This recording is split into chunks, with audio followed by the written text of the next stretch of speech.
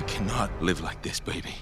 I kind of thought by the third Avatar movie they would, do something new.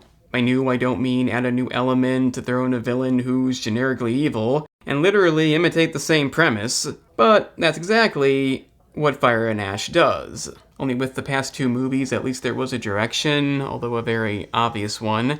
At least things kind of escalated. But somehow this movie has done nothing. It relies on the same ideas, literal events copied and pasted. Several ideas reused, the movie still exceeds 3 hours. You gotta know your craft. And even if you take that out of consideration and say, enjoy it for what it is, it's still a badly paced mess. How could they have made a third one with nothing new and still have 2 more coming? I obviously don't know, but I do know what it looks like. Without going into detail on the first 2 movies, it's hard to even explain the plot here, or lack thereof.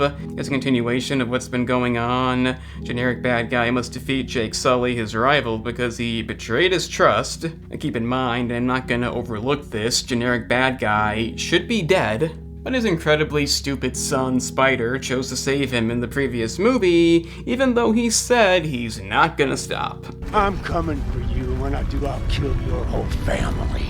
So, a lot of what happens here is because of his dumb decision, but I guess he kept it to himself. And the reason I bring this up is because it's bad writing, I know it's his dad and all, but he is generically evil. So the main deal here ends up being the volcano-themed Na'vi tribe, in which generic bad guy teams up with their leader. Oh, she's mean and nasty and evil, may lack personality, but she is evil. They're also kind of lovers, but who cares, it doesn't affect anything. And even with this base premise you could predict from the trailer, it could still be your basic Avatar movie for those who liked the first 2 movies. Because they do exist. What really brings this one down below the base level is a complete lack of direction. The first movie had that, it had a direction, it was generic as hell, you knew almost every moment before it came, but it had a theme. Yeah, the sequel advanced the plot, nothing too new, a focus on family, the water element, it looked a bit different. You have to be willing to sit through all that to get to the action, and every cliche imaginable, but at least it all wrapped up nicely, at least it knew what it was. This movie is more like an obligation because he said there'd be 5 movies. So many things are blatantly repeated, the family arguing about the same stuff, the dead brother, his friendship with the whale stand-in, still not being obedient. The similarities are laughable. Gotta know narrative. And Jake's wife, who does not possess more than 2 personality beats, and only spends most of the movie going through the generic despair, but also has this thing about really not liking Spider because he's human, and even throwing around the idea of killing him. There's honestly no reason to spoil this movie, but guess how that goes? I'll give you a hint, it's not shocking. It does get close, so look forward to seeing that riveting scene. It's honestly hard to watch. Aside from that, his arc in the last movie is heavily imitated here. I'm not exaggerating that several events happen the exact same way, the only difference is, Jake's strong generic wife is a bit less fond of him. And I do mean a bit less, she was never fond of a human companion, so not a lot of development there. Until she eventually realizes the error of her ways. I mean, that could be how it happens. You'll have to wait and see. But the lazy imitations don't end there. Remember the whaling subplot that added about a half an hour to the previous movie, reminding us that whaling is bad? Well, almost everything involving the whale stand-in, I forget his name, is present here. They just repeated its arc, the way it shunned playing a role in the climax, its friendship with the rebellious son. Yeah, by the end it's a bit different, that being the way they look at him, but you can't deny how similar this is. Speaking of the climax, again, not the complete same, but many copied scenes. At least the water stuff, you almost think you're watching the same movie. Yeah, by the end there are some new visuals, a few new ideas, but no question, it's the most forgettable climax. I know Avatar is a franchise lacking ideas, it lives by its visuals and world building, you can't deny that. But like I've been saying, once you get past the Avatar theme, which if you forgot was Sully controlling an Avatar body, there really isn't much else. Oddly enough, the fact that he's human was brought up in this. I hope they do something with it, but they don't. Resolve the discussion immediately, that's the best way. And I'm sorry, but when I see that, when I see the only real thought-provoking idea completely wasted, I can't help but think James Cameron stopped caring. Completely. It's why it fails as a continuation, but it's also why it fails as a standalone movie. Aside from the introduction of a new villain and some kind of city being built somewhere, which is irrelevant aside from a different backdrop, I don't get where they're trying to take this. The plot introduces one issue, then immediately solves it before anything new happens. The two villains join forces way too easily. No development.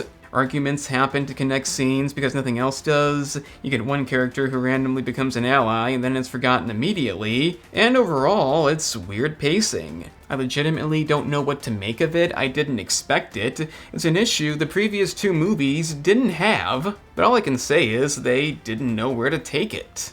Yeah, there is a dilemma being humans, possibly finding a way to breathe the air, meaning they could easily move in. It's something, but the narrative could have just as well been generic bad guy not giving up. It's just a fucking plot device. Terribly ingenious. Because of this, because you have nothing new, because everything is so unfocused, the result is an already boring movie becoming hard to get through. If they didn't insist on making them so long, it wouldn't be as bad. Why did we need 3 hours and 15 minutes of this when nothing changes? When you repeat the same thing, it's fucking boring. Half the finale is the same, another force-fed sad moment, you're given no reason to care. The entire ordeal is resolved using lazy writing, essentially a get-out-of-jail-free card. Not good. And it doesn't even allude to the next movie. I know there'll be one, but this could have almost been the end. Make it something that's authentic, that's coming from your life experience. Obviously not happening. We'll have to sit through 2 more of these, at least I will. I know it has the visuals, the environments, and whatnot, but that's gotten old. They don't even build on that too much. Some new things are introduced, but not enough to fill the time. And the new city is kind of cool. I would have liked to have seen more of that, maybe used it for the climax. But like anything else in this, everything that takes place there is resolved immediately. For some reason, the positive aspects about this franchise are gone, and I don't know how that happened. The action is fine, but why wouldn't it be? We have to have an actual reason to care. But even though this movie does have a surprisingly low rating, I think it'll still pull in the big numbers, meaning they'll continue to write these lazy narratives with minimal effort. In case you're too young to know, he made The Terminator and its sequel, along with Aliens. Look those up.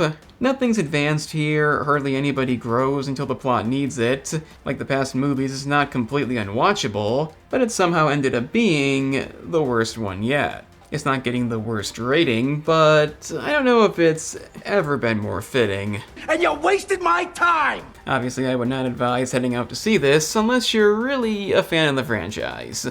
And even then it's debatable, so let me know what you thought about Avatar Fire and Ash down in the comments. Hit the like button, subscribe down below, share the video if you can, and if you don't hit the bell to get notified, recommendations probably won't come.